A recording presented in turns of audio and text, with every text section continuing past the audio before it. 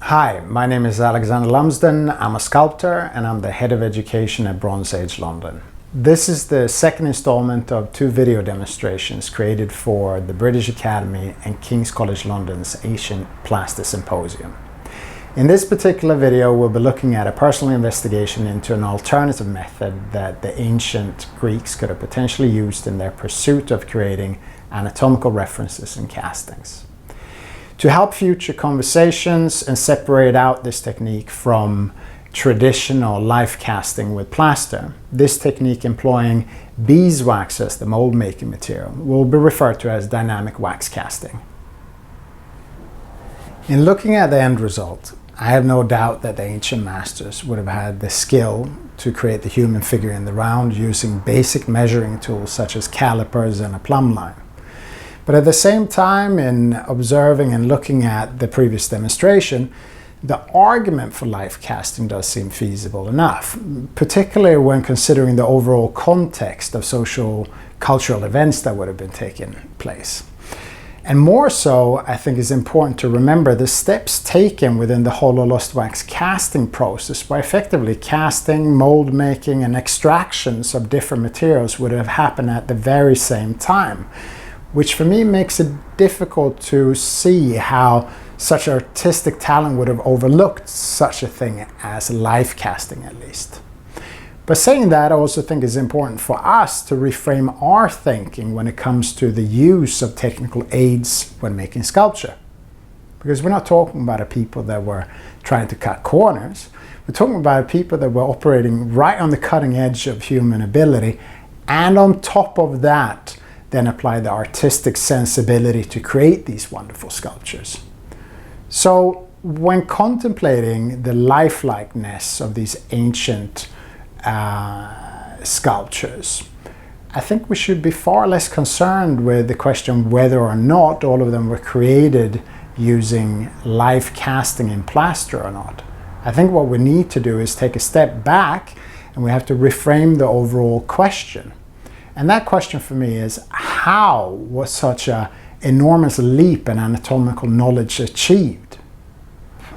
So how did the ancient masters create these sculptures without any comparable works to reference or artifacts to copy? Most likely they would have turned to the real human body for answers, and in that investigation they would have come up with all kinds of technical processes. And as a practitioner, I would say they would have also come up against the challenges and limitations of each and every one of those techniques, which would have pushed them on further afield. So if life casting eventually would have been employed, then I'm more inclined to think they would have been used as a preparatory step for the clay, meaning you make the references from where then the idealized proportions are made in clay, from where then the plaster mold is made to then go on to wax and bronze casting, or you cast another plaster and use the pointing system to then make another marble. However, considering the many limitations of working with life casting in plaster, what other techniques and methods would have been employed by the ancients in their search for anatomical references to cast?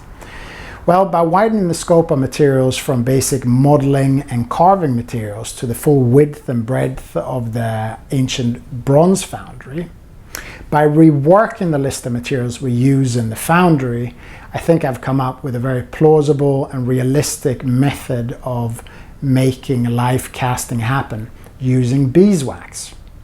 Now, beeswax itself is quick setting, it finds rigidity within moments, and it can also be reinforced with any number of materials very quickly. Now, more importantly, beeswax matches plaster in its quality in terms of replicating the human form, but its ability to set much faster would allow you to get much more dynamic and active poses to replicate. And with this in mind, let's take a look at dynamic wax casting.